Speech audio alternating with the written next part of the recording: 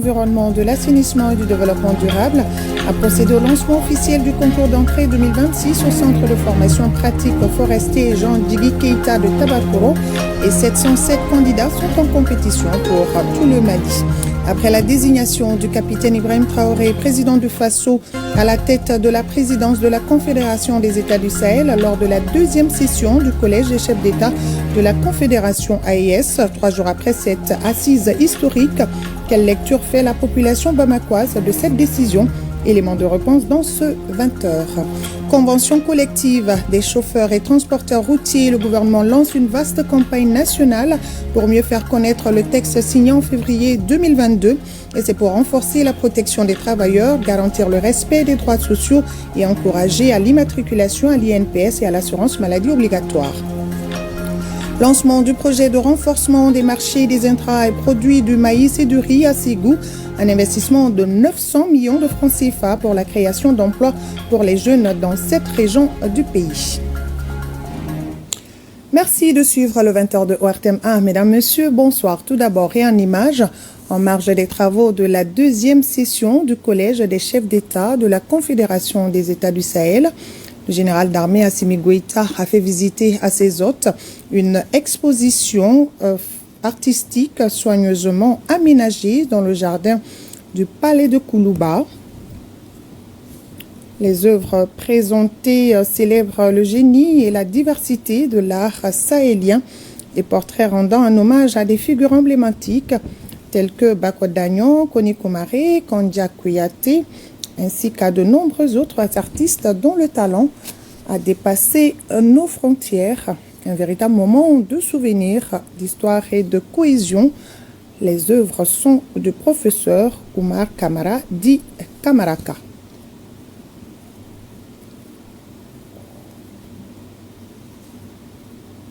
Voilà le président Assimi Goïta qui fait visiter à ses hôtes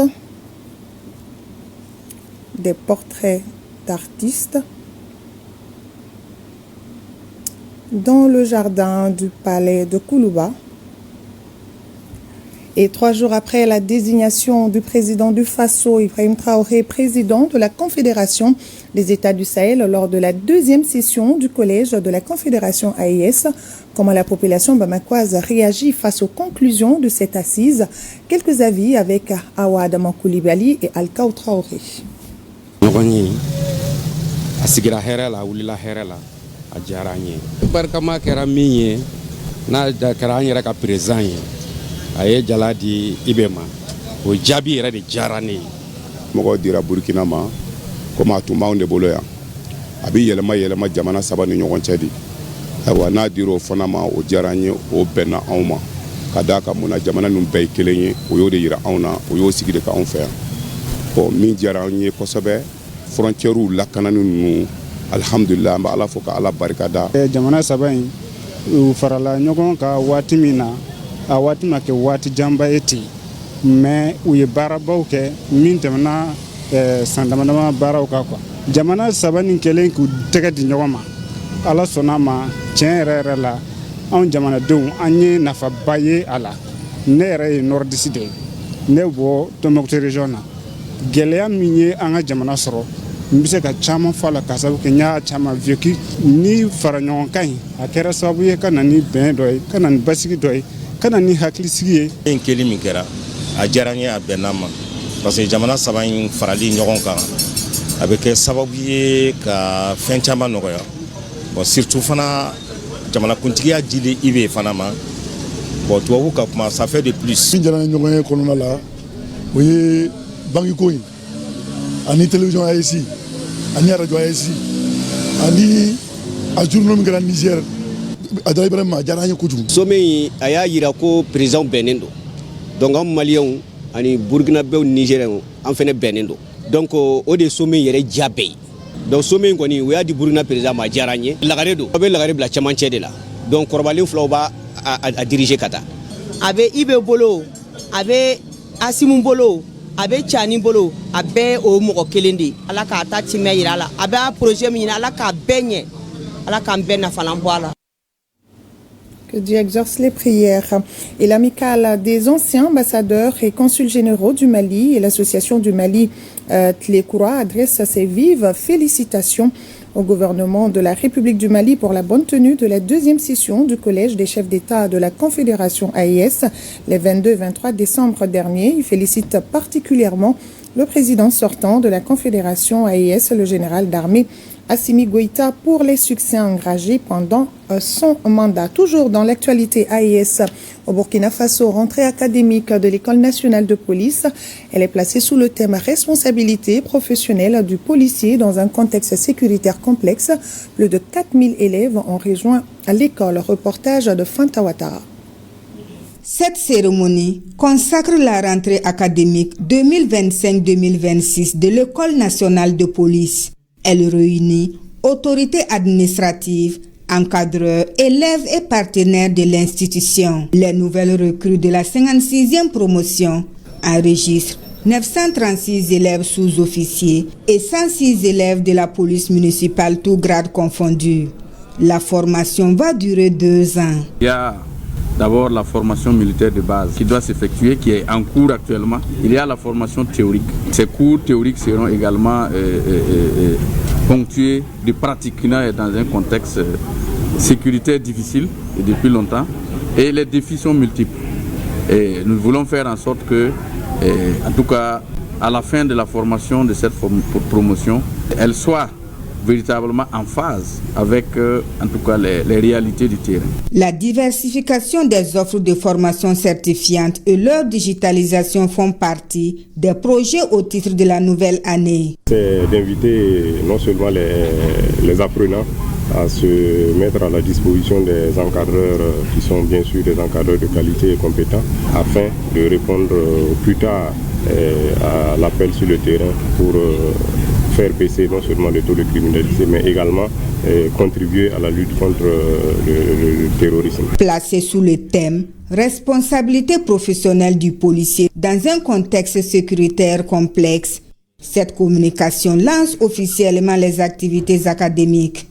Elle vise à rappeler aux élèves la noblesse et l'exigence de la mission policière, le respect des valeurs fondamentales du métier, en lien avec la révolution progressiste populaire.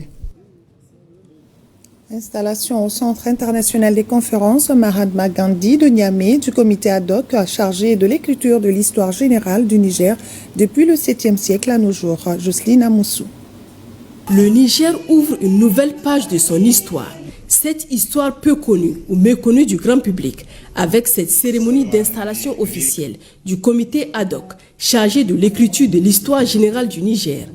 Un devoir de mémoire voulu par les plus hautes autorités pour rétablir la vraie histoire du Niger. De ce fait, ce comité, composé d'éminents enseignants-chercheurs des universités du Niger, ceux à qui la rédaction de l'histoire générale du Niger incombe au premier chef, les historiens, interprètent cette initiative comme un noble défi à relever pour le bien des populations nigériennes. Car un peuple qui ignore son histoire est un peuple sans repère propre, sans identité propre, sans racines. La lutte pour la souveraineté se fonde sur la prise de conscience par un peuple de son identité collective. L'histoire, en renseignant les hommes sur cette identité commune, leur permet de comprendre leur passé, leur présent, les éléments constitutifs de leur patrimoine commun, origine, lutte menée, héros, valeurs culturelles, croyances, normes sociales, politiques, économiques, institutionnelles. Pour une bonne genèse de l'histoire, plusieurs sous-comités ont été créés, dont les sous-comités préhistoire et archéologie, espace nigérien du 7e au 19e siècle, le Niger de 1900 à 1960 et de 1960 à nos jours. En somme, le Niger est désormais bien dans ses bottes, avec une histoire solide qui forgera désormais son destin.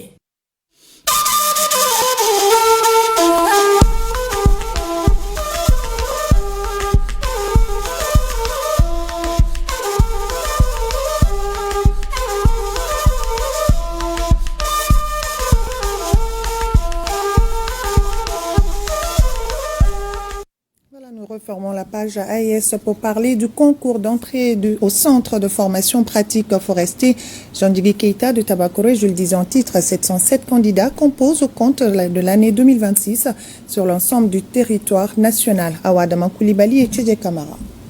50 agents techniques et autant de techniciens s'apprêtent à rejoindre les rangs des soldats de la faune et de la flore. L'un des obstacles majeurs avant de porter la tenue des eaux et forêts reste l'épreuve écrite. Une fois l'alarme retentit, la première enveloppe est ouverte. La biologie constitue la matière principale.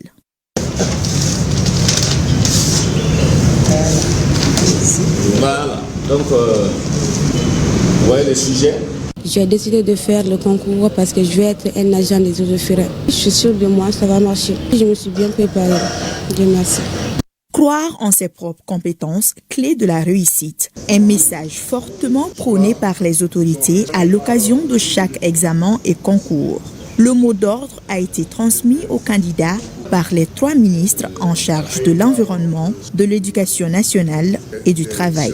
Nous sommes venus aujourd'hui encourager les élèves pour leur dire de compter sur leurs propres efforts et que les meilleurs gagnent. C'est les instructions des plus hautes autorités aujourd'hui qui disent qu'il faut vraiment prôner l'excellence au niveau des concours. Dans les régions également, les épreuves ont débuté ce matin pour le cycle des agents techniques qui sont au nombre de 436 contre 271 pour les techniciens. Ce concours se déroulera dans 5 régions plus le district de Bamako. Il y a le district de Bamako, la région de Kaï, Sikasso, Mopti, Gao et Tombouctou. C'est en 2 phases. Il y a d'abord l'épreuve écrite et ensuite il y aura des tests aussi pour les visites corporelles. À l'issue d'une sélection rigoureuse, les lauréats suivront au centre Jean-Digui Keita une formation de 2 ans pour le cycle des agents techniques et de 4 ans pour les techniciens. C'est dans cette atmosphère empreinte de confiance que nous quittons ces candidats, désormais face à leur destin.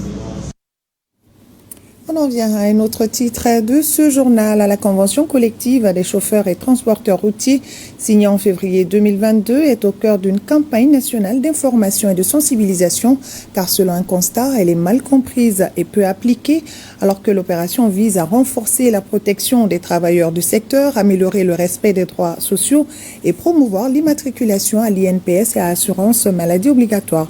Plus de détails avec Bokari Koulibaly et Djelimakan Diabaté.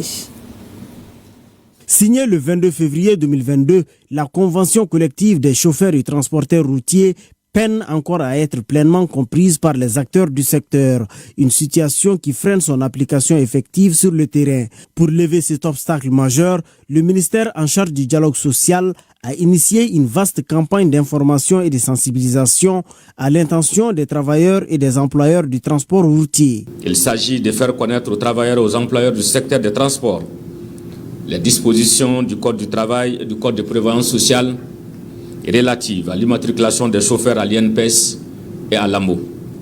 Exposer aux travailleurs et aux fêtières du secteur des transports les avantages de l'application de la Convention collective des chauffeurs et conducteurs routiers en matière de salaire et sur les autres droits liés à la dite Convention collective. De faire connaître aux travailleurs et aux fêtières du secteur des transports les dispositions pertinentes de la loi sur l'assurance volontaire de l'INPS, faire un diagnostic clair des causes réelles et de la non-application de la convention collective par tous les acteurs. Enfin, sensibiliser les employeurs à faire adhérer les travailleurs au régime de protection sociale. La convention collective ne veut pas dire qu'on doit venir, l'employeur doit tout faire, ou c'est l'employeur qui doit tout faire. Non, non. Il y a le rôle de l'employeur, il y a également le rôle de l'employé. Et l'aspect social auquel ils font référence, notamment l'INPS et AMO, mais ce n'est pas seulement l'employeur qui paye, c'est les 2 parties qui cotisent. Il faut que cela soit compris de tous. Pendant 2 jours, les participants bénéficieront de communications animées par des experts de la Direction nationale du travail, de l'INPS, de la CANAM et de l'ANAM. Au menu, les droits et les obligations liées au contrat de travail, les points saillants de la convention collective, ainsi que les procédures de déclaration et d'immatriculation des travailleurs à l'INPS sont entre autres thématiques essentielles retenues. 30e session du conseil d'administration de l'Agence nationale de la sécurité routière à Nazer. Les administrateurs ont examiné et adopté plusieurs points, notamment le budget prévisionnel 2026 de l'agence qui s'élève à environ 2,7 milliards de francs CFA pour permettre à la Nazer de poursuivre ses missions afin de minimiser les cas d'accident. Al-Jumatina pour le reportage. Les acteurs de la sécurité routière avaient rendez-vous avec la 30e session du conseil d'administration de l'Agence nationale de la sécurité routière à Nazer. La ministre des Transports et des Infrastructures, non moins présidente du conseil d'administration dans ses propos linéaires, met l'accent sur les drames qui continuent d'être enregistrés et qui résonnent comme une interpellation permanente et un appel pressant à l'action pour endiguer le phénomène. À titre illustratif, l'année 2024 a enregistré sur les routes du Mali 7673 accidents corporels, ayant occasionné 8828 blessés et malheureusement 682 décès. Les circonstances de ces accidents révèlent que l'excès de vitesse en demeure la principale cause. À l'excès de vitesse s'ajoutent d'autres facteurs non moins préoccupants, et notamment le non-respect de la priorité, la somnolence au volant, les mauvais dépassements et l'imprudence des piétons. Dans le sillage des dispositions constitutionnelles, le gouvernement de la République du Mali accorde une attention particulière à la sécurité routière. Outre des résultats appréciables enregistrés, la 30e session du conseil d'administration permet d'assigner à la Nazer de nouvelles orientations pour 2026, cela en cohérence avec la stratégie nationale de sécurité routière. Elle nous offre également l'opportunité de délibérer sur les programmes d'équipement et d'investissement, de suivre la mise en œuvre des recommandations du conseil d'administration, d'examiner les résultats techniques, financiers et administratifs de l'agence au titre de l'exercice 2025 arrêté au 30 novembre et de déterminer les moyens financiers nécessaires pour y réaliser les activités programmées pour l'année 2026 qui s'annonce. Nous avons vraiment réalisé beaucoup d'activités en 2025.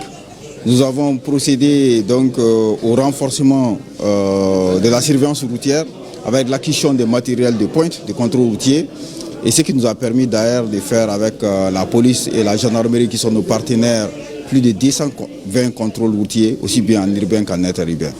Nous avons accueilli la première rencontre des agences de sécurité routière de l'espace AIS. Nous avons multiplié beaucoup les campagnes de proximité. Nous voulons continuer cette dynamique en 2026. En cette période de fin d'année, marquée notamment par une mobilité accrue sur les routes, la présidente du conseil d'administration de la structure a ainsi invité l'ensemble des administrateurs à redoubler d'initiatives afin de renforcer les actions de prévention pour réduire significativement les risques d'accident. Parlons chiffres encore, environ 900 millions de francs CFA, c'est le coût du projet renforcement des marchés des intrants et produits du maïs et du riz pour la création d'emplois pour les jeunes au Mali. Ce projet a lancé officiellement ses activités à Ségou et couvre 7 régions du Mali. Plus de détails avec Kandesila et Karamoro Traoré. Augmenter la production et la productivité du maïs et du riz constitue l'objectif du projet renforcement des marchés des intrants et produits du maïs et du riz pour la création d'emplois pour les jeunes au Mali.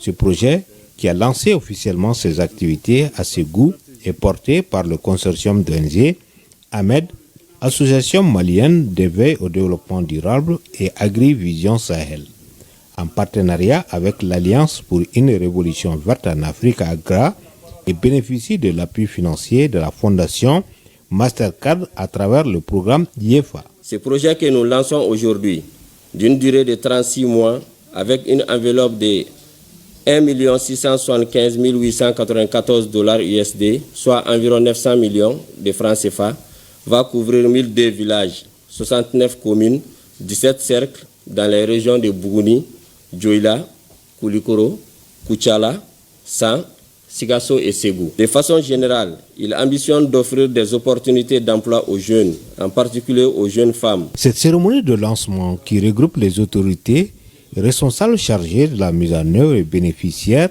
vise donc à partager la pertinence du projet et les stratégies de cette mise en œuvre. Ce projet répond parfaitement aux politiques nationales, notamment la politique nationale de l'emploi jeune qui vise à créer des emplois décents, à réduire le chômage via la formation professionnelle, le soutien aux projets générateurs de revenus.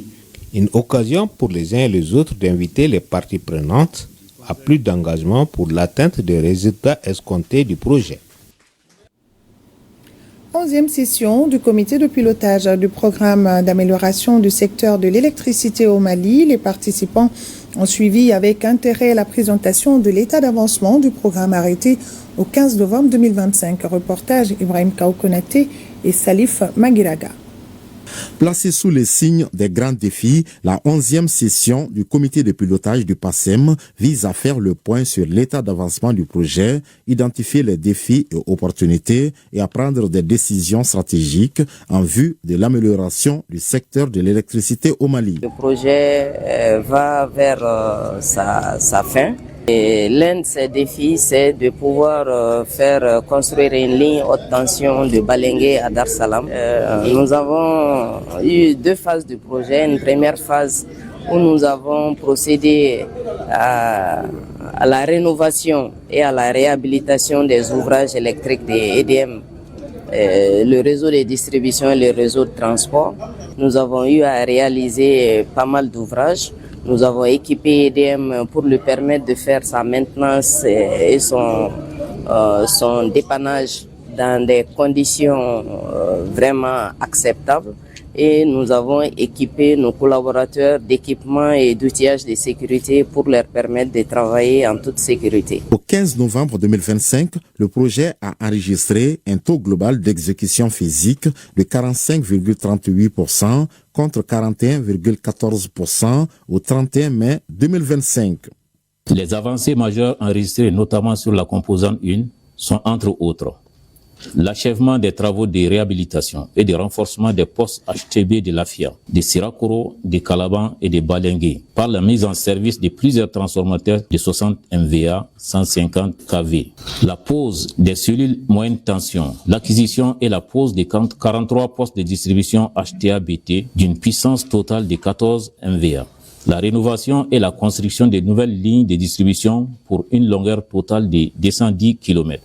Ces réalisations ont permis de renforcer la capacité des postes de transformation du réseau interconnecté de Bamako pour plus de 300 MVA. Malgré ces résultats encourageants, certaines contraintes et difficultés continuent d'entraver la mise en œuvre du projet. Des recommandations fortes sont donc attendues de cette session du comité de pilotage afin d'accélérer l'exécution des activités et d'atteindre les objectifs fixés d'ici la fin du projet prévu au mois de juillet 2026. Le projet régional de gestion intégrée des risques climatiques au Sahel sera bientôt validé. Les acteurs de microassurance agricole sont en conclave pour réussir à cet exercice. Ce nouveau projet vise à renforcer l'écosystème national des assurances inclusives et d'assurer des indemnisations rapides et adaptées à près de 42 000 producteurs. Compte rendu, Djemba Moussa Konaté. Le programme alimentaire mondial PAM accompagne le gouvernement du Mali dans le renforcement du système de gestion des risques climatiques, y compris toutes les initiatives de micro-assurance agricole. Ces études sur le projet régional de gestion intégrée des risques climatiques au Sahel s'inscrivent dans ce cadre. Ils visent à transformer l'incertitude climatique en décisions plus sereines et en perspectives tangibles pour les communautés. Cet appui conjoint propose une approche innovante qui combine la préparation, la réduction et le transfert des risques climatiques via la microassurance. Elle vise à renforcer l'écosystème national des assurances inclusives et assurer des indemnisations rapides et adaptées à près de 42 000 producteurs en cas de choc climatique. Le département en charge de l'agriculture réaffirme sa disponibilité d'accompagner toutes les initiatives visant à développer et consolider une micro-assurance agricole adaptée aux réalités des petits exploitants. Le projet AICRM arrive à un moment crucial. Son approche intégrée, qui combine renforcement du système d'alerte précoce, l'investissement dans une agriculture à faible émission de gaz à effet de serre, entre autres, répond précisément aux besoins multiformes des petits producteurs vulnérables. Ce projet est financé par le Fonds Climat Mondial et mis en œuvre par le Fonds international de développement agricole FIDA, la Banque africaine de développement BAD, la Mutuelle panafricaine de gestion des risques et catastrophes et le Programme alimentaire mondial PAM. Le Forum RH Connect 2025 est un événement de haut niveau qui réunit les directeurs et responsables des ressources humaines de plus de 50 entreprises du Mali. Le dit forum a pour objectif de favoriser le dialogue et de partager les bonnes pratiques RH entre les décideurs à Yara Dambélé. Dans un contexte socio-économique complexe, il est impératif pour une entreprise de savoir s'adapter.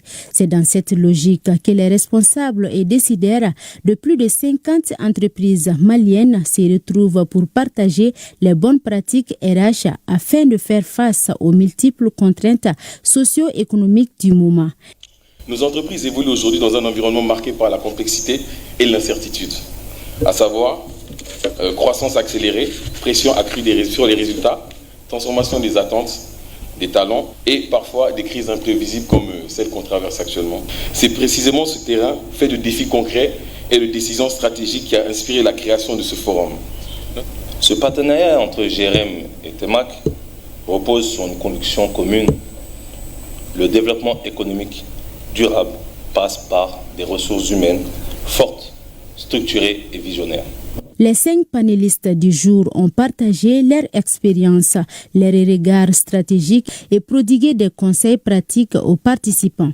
Le tout autour du thème « Comment maximiser la performance RH d'une entreprise en croissance dans un contexte économique et social actuel du Mali ». Ce qu'il faut comprendre, c'est déjà de favoriser ce genre de cadre d'échange. C'est la première des choses, en tout cas, qui est vraiment encouragée.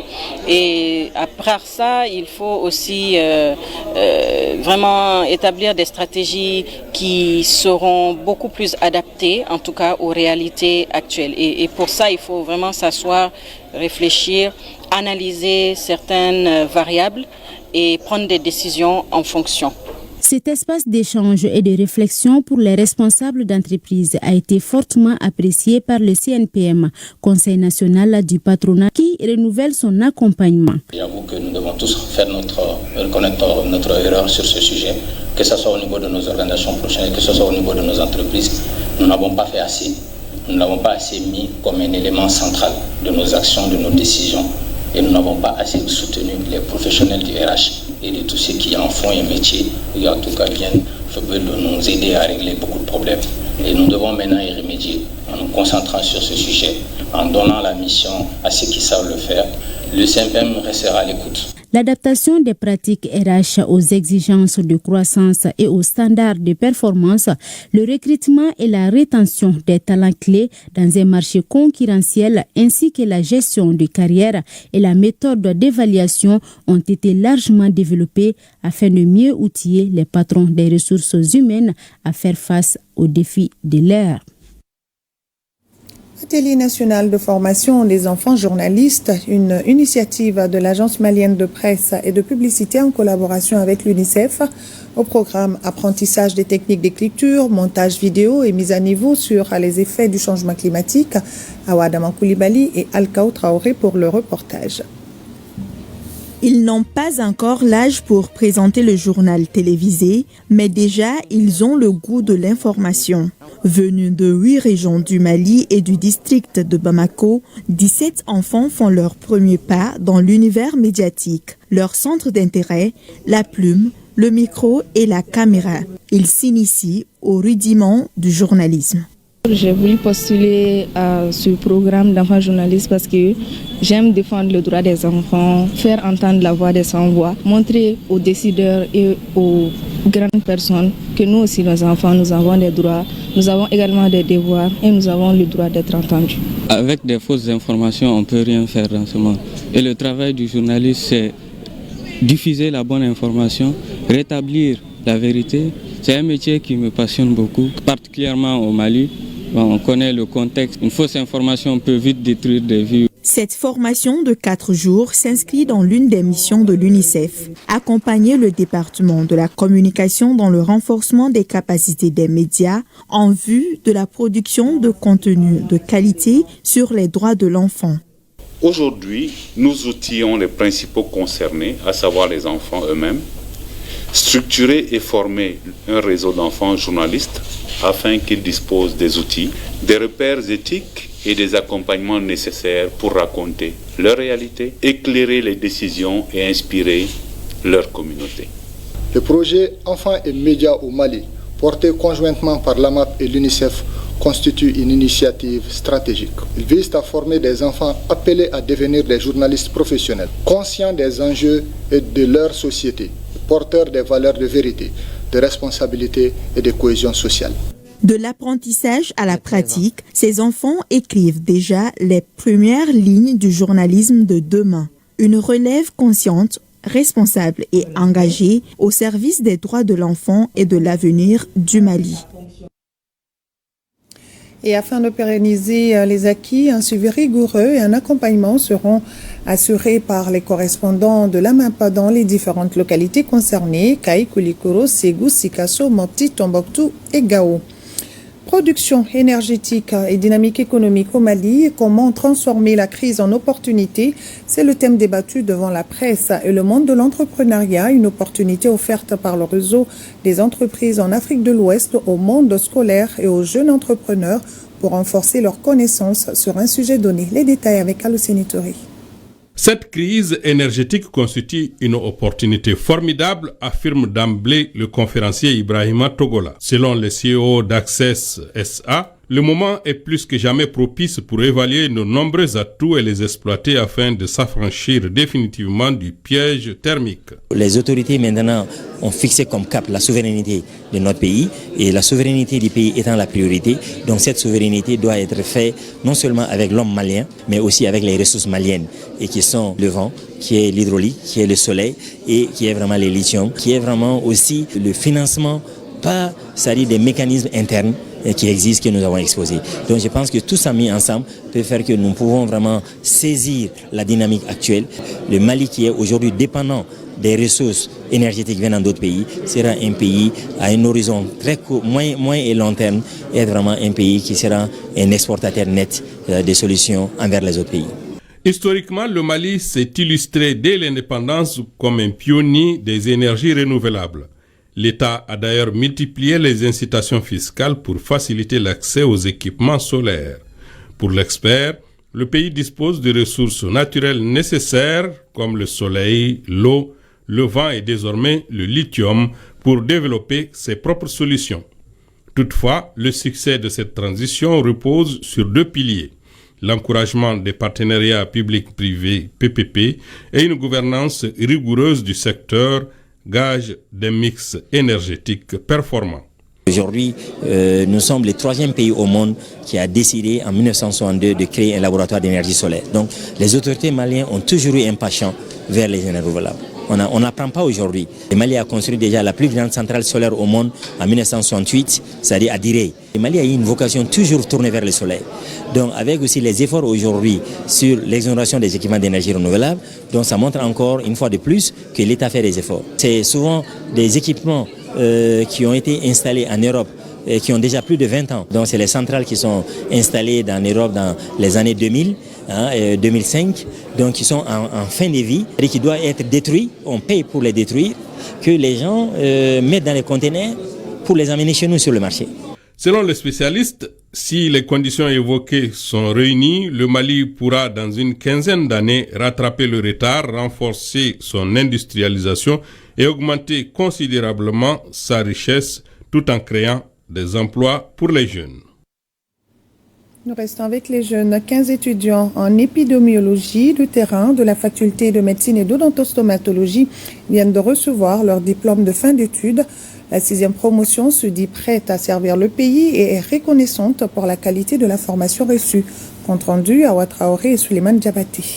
Je m'engage à servir mon pays avec loyauté, intégrité et professionnalisme. Ils sont au nombre de 15, dont 3 femmes et 12 hommes, récipiendaires de la 6e cohorte en épidémiologie des terrains. Après des phases théoriques et pratiques, les étudiants se disent mieux outillés à mener des recherches approfondies sur les cas d'épidémie. La formation s'est globalement bien déroulée.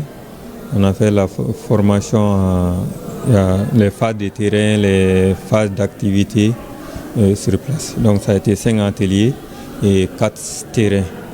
Et c'était des périodes vraiment intenses d'apprentissage, intenses d'activité.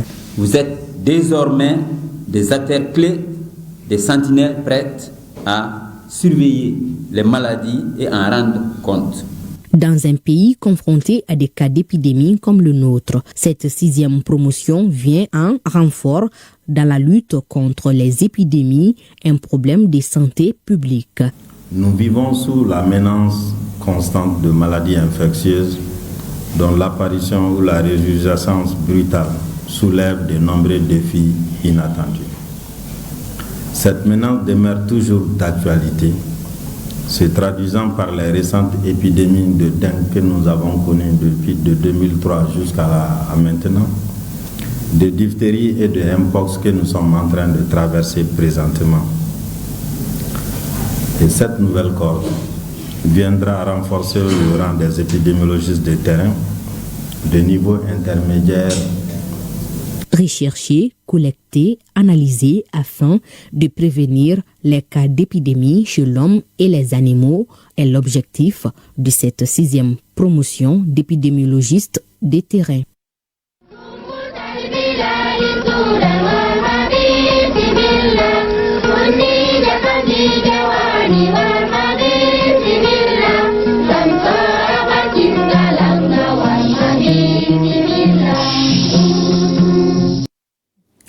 Un tour à Tombouctou et ce soir, nous nous intéressons à cette rencontre entre les acteurs culturels et décideurs autour de l'accès au marché pour les industries culturelles et créatives, une initiative du réseau KIA en partenariat avec le consortium ACI Fonmaya. Envoyés spéciaux, Moussa Kamara et Mahamoudou Askoufari.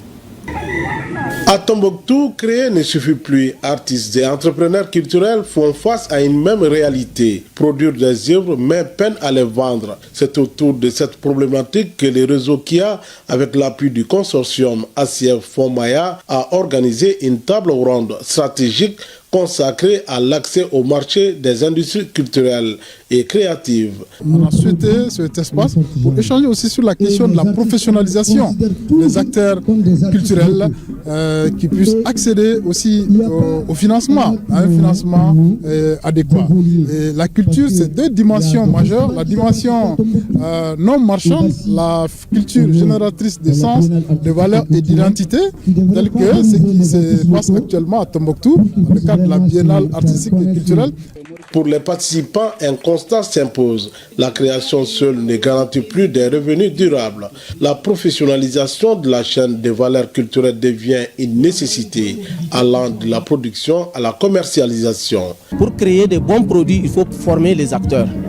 Pour avoir la professionnalisation, il faut que les acteurs se mettent ensemble, il faut qu'ils produisent des œuvres de qualité, mais il faut aussi qu'ils soient dans les conditions légales, parce qu'il y a des textes qui régissent tout ce secteur-là. La culture n'est pas un secteur comme les gens le pensent, qui n'est pas un secteur d'argent, c'est un secteur productif, surtout au Mali. Si on ajoute à l'art, l'artisanat au Mali, la culture, c'est ce qui rapporte le plus. Mais dans le désordre où les acteurs agissent, dans le désordre des relations entre les acteurs et l'État, ça ne peut pas marcher.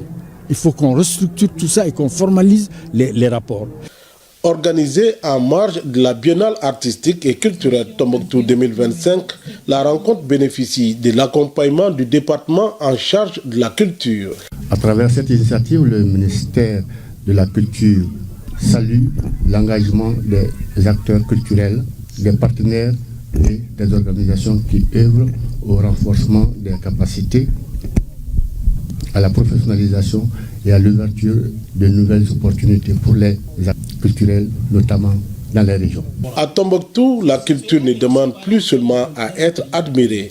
Elle cherche désormais à s'organiser, à se structurer et à accéder au marché pour devenir un véritable levier de développement économique et d'emploi durable. Toujours à Tombouctou, les troupes de Tombouctou et Taoudéni ont fait leur entrée en scène à travers 4 numéros et selon notre reporter, elles ont fait vibrer le stade municipal à Baba et Kairou de Tombouctou, les temps forts avec Saloum Konati. Au stade municipal Baba Al-Kairou, la compétition bat son plein. L'avant-dernier passage des régions a enregistré la troupe de Tombouctou et celle de Taoudéni. La troupe de la cité des 333 saints, première à monter sur scène, enflamme le public avec son ensemble instrumental intitulé La sauvegarde du patrimoine immatériel de Tombouctou. La pièce de théâtre intitulée Le tissage de Yerkoy Banya ou la cohésion citoyenne et enfin la danse traditionnelle Tendebert Todoua, autrement dit, les oiseaux sont partis. C'est des sujets d'actualité que nous avons abordés ici. Dans notre ensemble instrumental, c'est la sauvegarde du patrimoine immatériel et tout qui connaît Tombouctou et sa renommée, c'est que c'est un sujet indispensable pour Tombouctou. Par rapport au solo de chant, c'est l'unité autour de l'AS. Et ce solo montre l'engagement des peuples auprès de nos différents chefs d'État. Le chef de l'exécutif est ému par la bonne exécution des différents numéros de la troupe. C'est une joie qui nous anime de voir que notre troupe a bien brillé dans les différents numéros mis en compétition et Inch'Allah nous allons gagner. Même si Tombouctou n'est pas classé premier, Tombouctou a gagné parce qu'il est fait de réussir. L'organisation de la Biennale est une grande réussite pour les autorités de la transition, une grande réussite pour la région de Tombouctou. Quant à la troupe de Taoudéni, elle a également émerveillé le public avec sa prestation en solo de chant dédiée à l'AS, sa pièce de théâtre La Quête de l'or, suivie de la danse traditionnelle Lazalaï. Nous sommes une région cosmopolite où vivent toutes les ethnies. Donc en réalité, on ne peut que parler de la paix, de la cohésion sociale et du vivre ensemble. Parce que c'est ce que nos parents, nos grands-parents nous ont légué. C'est un arbre touffu sous lequel on doit se trouver. Donc à Taoudéni, pour vous dire que nous sommes un et indivisibles. Taoudéni présente sa culture parmi les autres régions. Donc je suis très satisfait de ce que je vois. Je trouve que Taoudéni il va gagner, Inch'Allah. Cette soirée riche en expression culturelle sera inoubliable pour les milliers de spectateurs venus se ressourcer à l'école du savoir-faire artistique et culturel Tombouctou 2025.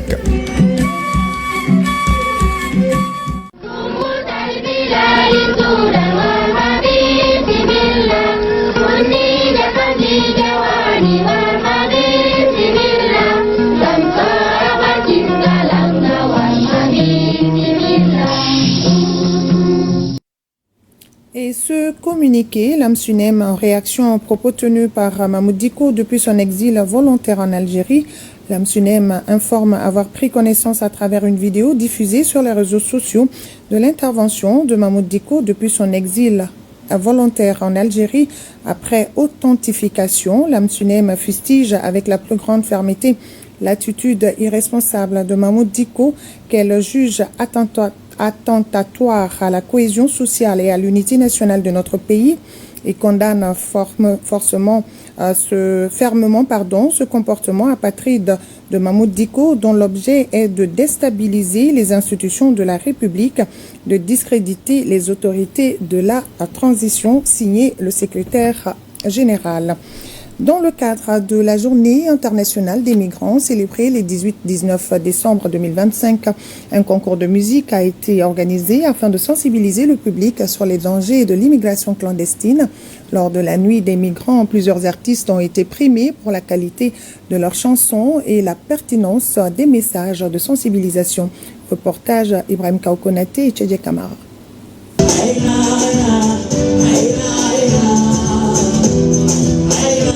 Cheikh Siriman Sissoko est le lauréat du concours des meilleures chansons organisé dans le cadre de la campagne de sensibilisation contre l'immigration clandestine. L'artiste chanteur a remporté le premier prix doté d'une enveloppe de 1 million de francs CFA. Il est suivi de Virginie Dambélé, qui décroche la deuxième place, avec une récompense de 750 000 francs CFA, et de Elmedi Ag Agali, classé 3e, recevant 500 000 francs CFA. Par ailleurs, des enveloppes de 100 000 francs CFA ont été attribuées à chacun des autres participants retenus.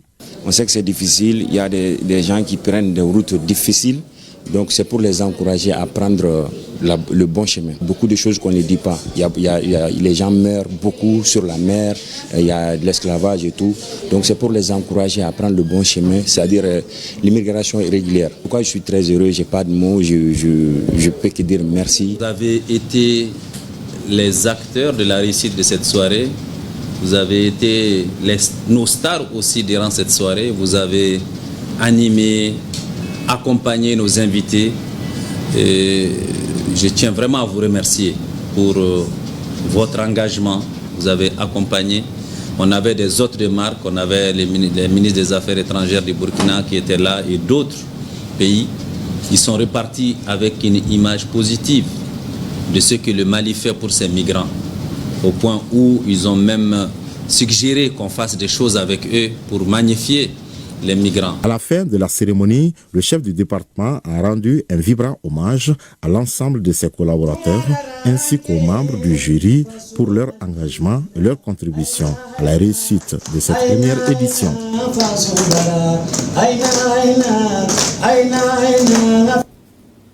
Musique toujours, Fally Ipupa, le chanteur congolais, a offert un concert grandiose à ses nombreux fans hier soir sur l'esplanade du CICB, une initiative de Momo de Paris pour montrer aux yeux du monde entier que Bamako vit. Les temps forts avec Mohamed Konati. Il est 21h sur l'esplanade du CICB.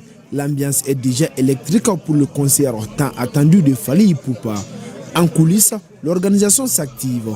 Sécurité et logistique sont mobilisés pour accueillir la star congolaise et un public venu très nombreux. Date d'aujourd'hui, ils sont dans les bonnes conditions parce qu'actuellement c'est tranquille. Et nous on est à l'aise et ils sont à l'aise aussi. Dans les gradins, l'attente est longue, mais la ferveur est intacte. Chants, danse et cris d'encouragement rythment les airs d'impatience. On attend mal accompagné pour tout garder. Même si c'était à une et le lendemain, on allait patienter encore. C'est ça seulement on attend. Ouais. Ça seulement. Les autres là, c'est Fally seulement. C'est pour Fally on est là-haut. Donc c'est bon. À 1h du matin, l'artiste fait son entrée sur scène.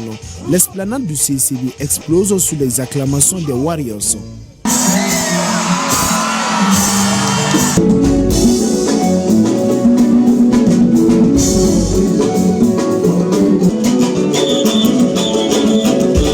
Entre rumba congolaise et énergie scénique, Fally Ipupa enflamme le public. La communion est totale, l'émotion visible sur les visages. Comme d'habitude, c'est pas la première fois. Chaque année, le 24 décembre, on amène la joie à notre pays, à notre jeunesse. C'est à vous de donner la vie. Moi, je sais que l'organisation, c'est une bonne organisation. Tout se passe bien, comme prévu. On remercie le ciel, on remercie bon Dieu. Franchement, Mali a évolué. Il y a de plus en plus de nouveaux artistes qui viennent. Et on espère en revoir plus encore. Et franchement, concert Ingera Bere, je suis très heureuse. Énormément, c'est l'un des artistes phares. C'est bien. Pour le début, c'est bien. On s'amuse. Je suis très contente. Mais je suis juste derrière et j'en profite pas beaucoup. Mais j'adore. J'aime bien la prestation. J'aime l'ambiance et tout. Oui, je suis satisfaite. Pour ce troisième concert à Bamako, l'artiste congolais tient toutes ses promesses. Une soirée reçue dédiée à la paix, à la cohésion sociale et à la célébration de la culture dans l'esprit de 2025, année de la culture au Mali.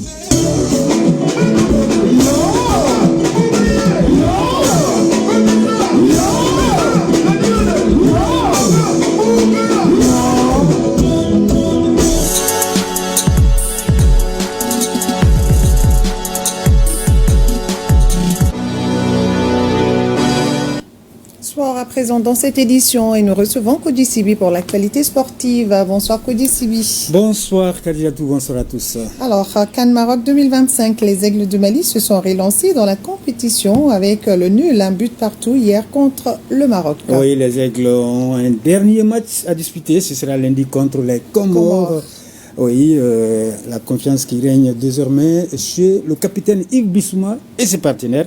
Si la première sortie face à la Zambie avait été considérée comme une déception, il y a eu une réaction positive bien appréciée face au pays hôte, le Maroc. Il n'en demeure pas moins, Kadidiatou, qu'il y a des choses à corriger et à revoir, à améliorer en vue donc de la suite de la compétition. Après 2 sorties, nous vous proposons donc l'analyse de l'un de nos envoyés spéciaux, Ousmane Dao. Dans cette Coupe d'Afrique des Nations, Maroc 2025, pour leurs 2 premières sorties, nous avons vu 2 facettes des Aigles du Mali. Le moins bon face à la Zambie, qui les rattrape au score faute de concentration et d'inattention, qui ne pardonne pas en haute compétition. Le bon face au Lion de l'Atlas du Maroc, une équipe à réaction, menée, ensuite égalisée, qui sait aussi faire le dos rond et faire des jeux l'adversaire. Mais si les Aigles veulent aller loin dans cette compétition, ils vont devoir élever leur niveau de jeu, avoir la maîtrise de leur temps fort et être cliniques devant les buts. Certes, le comportement d'ensemble face au Maroc est appréciable du point de vue se battre en équipe. Cependant, le Mali n'a pas cadré une seule frappe au but contre le Maroc, contrairement à la Zambie où ils ont sollicité le portier zambien 15 fois. Autre point à souligner, c'est les 5 changements opérés dans le 11 de départ contre le Maroc, comme si on est toujours à la recherche de solutions.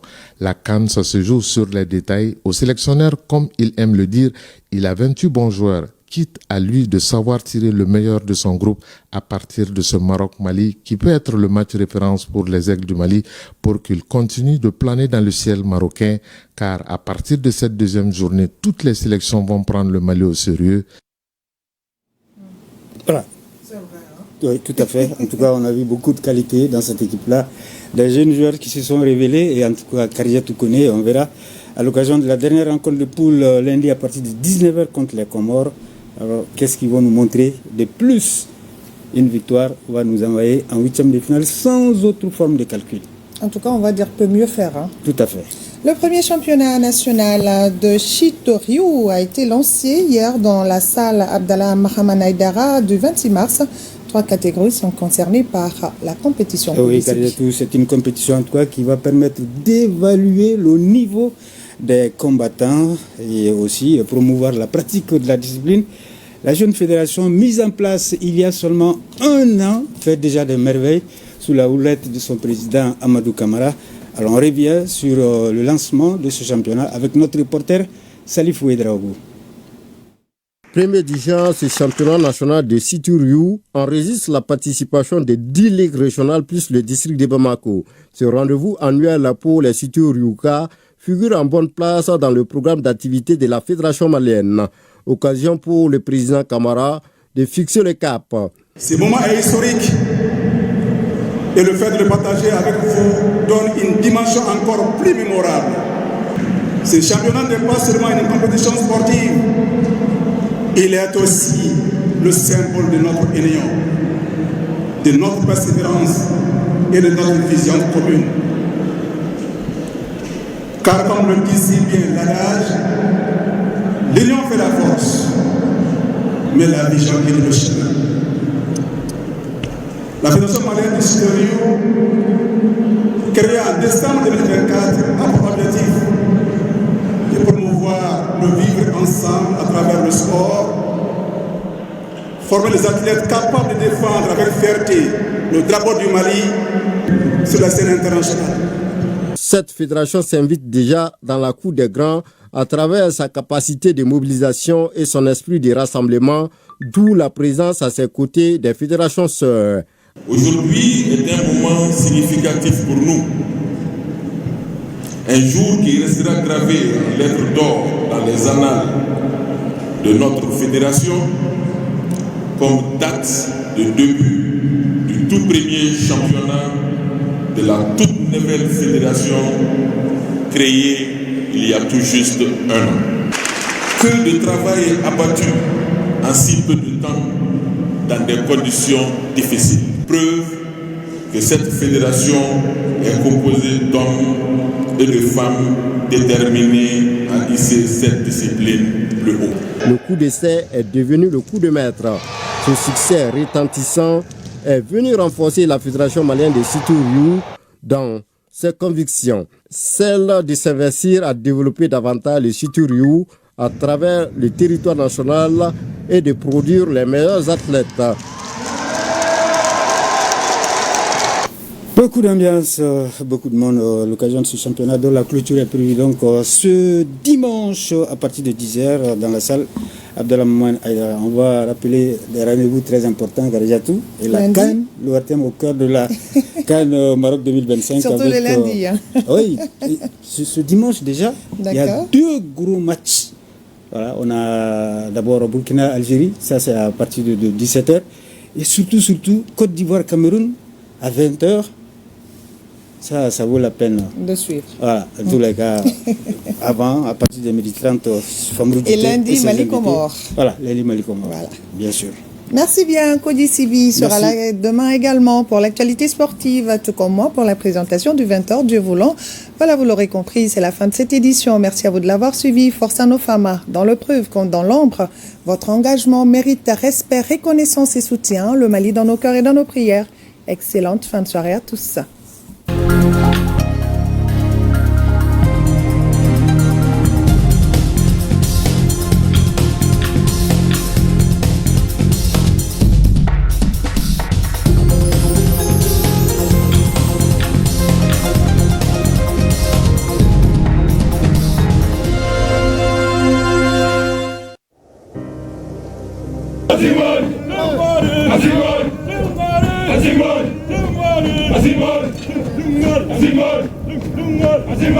Nous laissons derrière nous tout ce que nous avons de plus cher. Enfants, épouses, amis, pères et mères. Fièrement, nous répondons à l'appel du devoir. Pour que les déplacés et les réfugiés rentrent à la maison. Pour que nos enfants reprennent le chemin de l'école. Pour que jaillisse la lumière de la réconciliation entre les peuples, pour le Mali, pour la patrie. Cette voie, nous l'avons choisie, au prix de nos vies. Nous défendrons nos couleurs, et si nous laissons derrière nous veuves et orphelins, nous vous prions, prenez soin d'eux.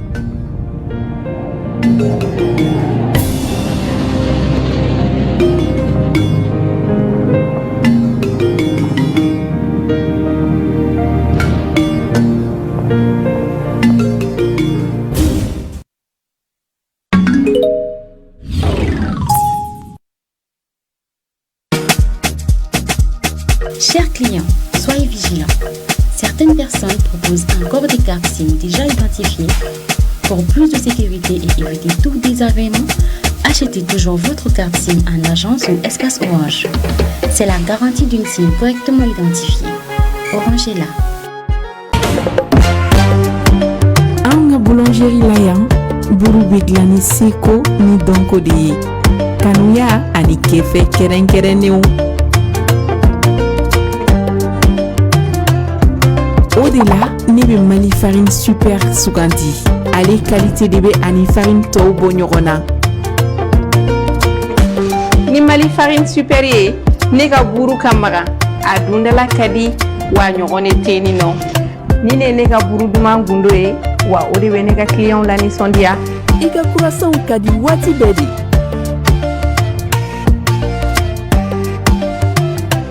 Mali farine super a nyogon ting. Mali la an ka fanga o ye an ka kiliya ye danbe in bɛ an jeli de la wa o kelen bɛ sɔrɔ jako buteli kilo o kelen na don o don o kiliya in bɛ tila ani ɲɔgɔn cɛ jako vɛri kilo o kelen kɔfɛ jago an ka kunbɛnw la ani an ka sewakow la jako biya an ka balimaya hokumu kɔnɔna na jako tɛ ji dɔrɔn ye nka jamana kɔnɔdenw bɛɛ lajɛlen de y'a sugandi san o san a kɛra jamana ka kanufɛn ye ji min ye fɛn nafamanba ye farikolo ma o de y'a to jago bɛ dilan ni saniya kɛrɛnkɛrɛnnin de min bɛ kɛnɛya sabati jago sugandili ye an bɛɛ ka lakana ni kɛnɛya sinsinli de ji min b'an fara ɲɔgɔn kan maliyɛnw ka ji sugandile l'eau c'est la vie c'est Jago.